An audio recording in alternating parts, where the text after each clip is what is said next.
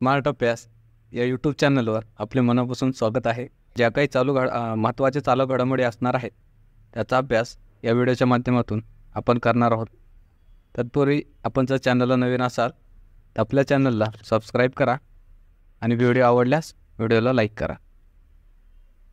सुरुवात आपण जे काही होमवर्क क्वेश्चन दिला होता त्या होमवर्क क्वेश्चन करणार आहोत. तर क्वेश्चन असा होता की महाराष्ट्रातील दुसऱ्या क्रमांकाचे उंच शिखर कोणते आहे. ऑप्शन्स आपल्यासमोर असतील आणि याचं योग्य उत्तर असेल मित्रांनो ऑप्शन नंबर बी. साल्हेर हे महाराष्ट्रातील दुसऱ्या क्रमांकाचं उंच असं शिखर आहे. त्यासोबतच आपल्याला महाराष्ट्रामधले इतरसुद्धा जे शिखर आहेत त्यांची उंची माहीत पाहिजे. जसं की त्याची ट्रिक आहे कसा मी हसतो, अर्थात क म्हणजे कळसूबाई, त्याची उंची 1646 मीटर एवढी आहे आणि हे महाराष्ट्रातलं सर्वात उंच शिखर आहे. त्यानंतर दुसऱ्या क्रमांकावर साल्हेर हा दुसऱ्या क्रमांकाचं उंच शिखर आहे.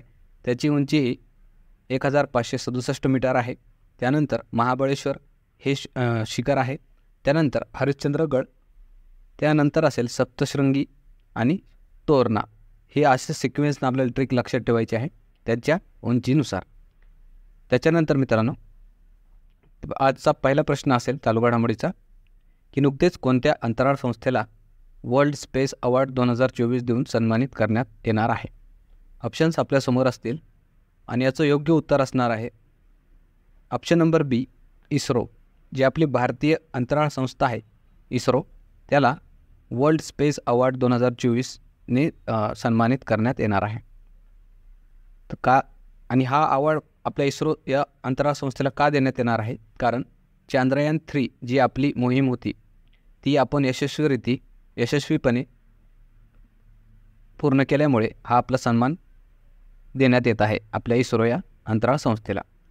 तर भारताचे चांद्र मोहीम 3 झालेले आहेत आत्तापर्यंत, हे पण आपल्याला लक्षात ठेवायचं आहे. जसं की चांद्रयान मोहीम 1 2008 या साली झालेली होती. त्यानंतर आपली दुसरी चांद्रयान मोहीम झाली ती 22 जुलै 2019ला. त्यानंतर तिसरं जे काही चांद्रयान मोहीम तिसऱ्यांदा आपण केली ती 14 जुलैला सुरू झाली होती आणि 23 ऑगस्ट 2023ला त्या ठिकाणी आपलं जे काही रोवर आहे त्या चंद्राच्या दक्षिण ध्रुवावर आपण उतरवलं होतं. आणि असं करणारा भारत हा जगातला पहिला देश ठरलेला आहे मित्रांनो. तसेच आपल्याला जे इस्रो आहे त्या इस्रोचं लॉंग फॉर्म माहीत पाहिजे, इंडियन स्पेस रिसर्च ऑर्गनायझेशन, आणि याची स्थापना ही 15 ऑगस्ट 1969 झालेली आहे आणि याचे अध्यक्ष सध्या एस सोमनाथ हे आहेत. त्यानंतर पुढचा प्रश्न आपण बघणार आहोत. कोणती कंपनी 2026पर्यंत भारताचा पहिला मेड इन इंडिया हेलिकॉप्टर तयार करणार आहे. ऑप्शन्स आपल्यासमोर असतील आणि याचं योग्य उत्तर असणार आहे ऑप्शन नंबर बी एअरबस. ही जी कंपनी आहे ती भारतातला पहिला मेड इन इंडिया हेलिकॉप्टर तयार करणार आहे. त्याविषयी माहिती बघूया. मेक इन इंडिया या उपक्रमाला अधिक प्रोत्साहन देण्याच्या हेतूने भारत सरकारकडून प्रयत्न केले जात आहेत.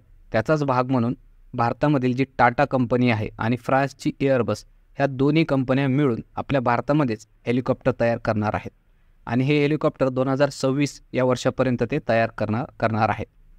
या हेलिकॉप्टरचं नाव काय असणार आहे H125. आणि ह्या हेलिकॉप्टरचं विशेषता म्हणजे हे जगात सर्वात जास्त विक्री होणारं हेलिकॉप्टर आहे. तसेच या हेलिकॉप्टरने माउंट एव्हरेस्टसारख्या अतिशय उंच अशा शिखरावर लँडिंग करून दाखवलेलं आहे. तसेच आपल्याला हे पण लक्षात ठेवायचं आहे की मेक इन इंडिया हे जे काही सुरू झालं होतं ते सुरुवात त्याची 2014मध्ये सुरू झाली होती आणि याचा उद्देश काय होता तर देशामध्ये नवीन गुंतवणूक तसेच इनोव्हेशनला चालना देता येईल यासाठी मेक इन इंडिया भारत सरकारकडून सुरू करण्यात आलेलं होतं. हे पण आपल्याला तारीख महत्त्वाची आहे आणि उद्देश कशासाठी मेक इन इंडिया सुरू करण्यात आलेलं होतं. त्यानंतर पुढचा प्रश्न असेल हेनली पासपोर्ट रँकिंगनुसार भारताचा क्रमांक कितवा आहे. ऑप्शन्स आपल्यासमोर असतील आणि याचं योग्य उत्तर असेल मित्रांनो ऑप्शन नंबर सी 82. तर भारताचा क्रमांक पासपोर्ट रँकिंगनुसार किती आहे, सध्या 82व्या क्रमांकावर आहे भारत. त्याविषयी माहिती बघूया. हे जी काही रँकिंग असते ती दर 6 महिन्याला देण्यात येत असते. प्रथम क्रमांकावर सिंगापूर हा देश आहे. दुसऱ्या क्रमांकावर फ्रान्स, इटली, जर्मनी आणि स्पेन हे देश आहेत. भारताचा क्रमांक 82वा आहे आणि भारतातील जे काही नागरिक आहेत ते भारतातले नागरिक विना विजा कोणत्याही विजाशिवाय फक्त भारताच्या पासपोर्टवर आपण 58 देश फिरू शकतो सध्या, हे पण आपल्याला लक्षात ठेवायचं आहे. त्यानंतर पुढचा प्रश्न असणार आहे की नुकतेच भारतीय राष्ट्रीय ध्वज दिवस म्हणून कोणत्या तारखेला साजरा करण्यात आलेला आहे. त्यालाच नॅशनल फ्लॅग डे म्हणून सुद्धा साजरा करण्यात येतो. तर ऑप्शन्स आपल्या समोर आहेत आणि याचं योग्य उत्तर असणार आहे ऑप्शन नंबर ए, 22 जुलै हा भारतीय राष्ट्रीय ध्वज म्हणून साजरा करण्यात आलेला आहे. त्याविषयी थोडी माहिती बघणार आहोत की 22 जुलै 1947ला संविधान जी सभा आहे त्या संविधान सभेकडून राष्ट्रीय ध्वज हा स्वीकार करण्यात आला होता आणि या राष्ट्रीय ध्वजाचं जी काही डिझाईन होतं ते डिझाईन पिंगली व्यंकय्या यांनी तयार केलेलं. या राष्ट्रीय ध्वजामधले 3 रंग आहेत आपल्या, केशरी, पांढरा आणि हिरवा. केशरी रंग काय सांगतो तर शौर्य आणि बलिदानाचं प्रतीक आहे ते. पांढरा रंग शांती व सत्याचं प्रतीक आहे आणि जे काही हिरवा रंग आहे तो विकासाचं प्रतीक आहे. आणि जे काही त्यामध्ये मध्यभागी अशोक चक्र असतं त्याच्यामध्ये एकूण 24 रेषा असतात, हे पण आपल्याला लक्षात ठेवायचं आहे. तत्पूर्वी मित्रांनो, व्हिडिओ जर आवडला तर नक्की लाईक करा आणि आपल्या चॅनलला नक्की सबस्क्राईब करा. पुढचा जे काही महत्त्वाचे IMP डेज इतर पण असे काही महत्त्वाचे दिवस आहेत त्या पण आपल्याला माहीत पाहिजे. जसं की 15 ऑगस्ट हा भारताचा स्वातंत्र्य दिवस म्हणून साजरा करण्यात येतो. 26 जानेवारी हा भारताचा प्रजासत्ताक दिवस म्हणून साजरा करण्यात येतो. त्यानंतर 26 नोव्हेंबर हा संविधान दिवस असतो. 1 मे हा महाराष्ट्र दिन व कामगार दिन असतो. 17 सप्टेंबर हा मराठवाडा मुक्तीसंग्राम दिन म्हणून साजरा करण्यात येतो आणि 2 ऑक्टोबर हा गांधी जयंती तसेच लाल बहादूर शास्त्री यांची जयंती आणि आंतरराष्ट्रीय अहिंसा दिन म्हणून साजरा करण्यात येत असतो. हे पण दिवस आपल्याला त्या दृष्टीनं माहीत पाहिजेत. पुढचा प्रश्न असेल, नुकतेच मुंबई क्रिकेट असोसिएशनचे सर्वात युवा अध्यक्ष कोण बनले आहेत. तर ऑप्शन्स आपल्यासमोर आहेत आणि याचं योग्य उत्तर असणार आहे ऑप्शन नंबर डी, अजिंक्य नाईक. हे मुंबई क्रिकेट असोसिएशन जे आहे MCA त्याचे सर्वात आत्तापर्यंतचे युवा अध्यक्ष बनलेले आहेत. त्यानंतर पुढचा प्रश्न असेल की नुकतेच IRCTC या सरकारी कंपनीला कोणता दर्जा देण्यात आलेला आहे. तर ऑप्शन्स आपल्यासमोर असतील आणि याचं योग्य उत्तर असणार आहे मित्रांनो option number C, Miniratna scheduled A. हा दर्जा IRCTC जी सरकारी कंपनी आहे आपली त्याला हा दर्जा देण्यात आलेला आहे. त्याविषयी थोडी माहिती. जे IRCTC आहे त्याचं लॉंग फॉर्म काय आहे, Indian railway catering and tourism corporation. तर या क्षेत्रात ही मोनोपॉली असणारी कंपनी आहे, म्हणजे दुसऱ्या कोणत्याही कंपनीला याच्याशी कम्पीट करता येणार नाही. एकमेव अशी ही कंपनी आहे जी की भारतीय रेल्वेमध्ये तिकीट काढणं असेल, फूड केटरिंग असेल, टुरिझम या सेवा देण्याचं कार्य करते, म्हणून त्याची या क्षेत्रामध्ये मोनोपॉली आहे. तसेच ही मित्रांनो कंपनी आपल्या स्टॉक मार्केटमध्ये सुद्धा लिस्टेड आहे आणि भारत सरकारची आहे आणि जी काही मिनिस्ट्री ऑफ रेल्वे आहे, रेल्वे मंत्रालय, त्याच्या अंडर ही काम करते. हे पण आपल्याला लक्षात ठेवायचं आहे. त्यानंतर पुढचा प्रश्न असेल, नुकतेच एस्टोनिया या देशाचे नवीन पंतप्रधान कोण बनले आहेत. ऑप्शन्स आपल्यासमोर असतील आणि याचं योग्य उत्तर असणार आहे ऑप्शन नंबर बी, क्रिस्टिन मिशेल. हे एस्टोनिया या देशाचे नवीन पंतप्रधान बनलेले आहेत. त्यानंतर मित्रांनो, जसं आपण शेवटी काहीतरी महत्त्वाच्या नियुक्त्या, पुरस्कार वगैरे रिव्हिजनसाठी घेतो, तसेच आज 2 योजना ज्या की महाराष्ट्राच्या दृष्टीने अतिशय महत्त्वाच्या आहेत त्या परीक्षांमध्ये आपल्याला पुढं नक्की विचारलं जाऊ शकतं. या 2 योजनांवर प्रश्न म्हणून आपल्याला ते आज रिवाईज करायचं आहे.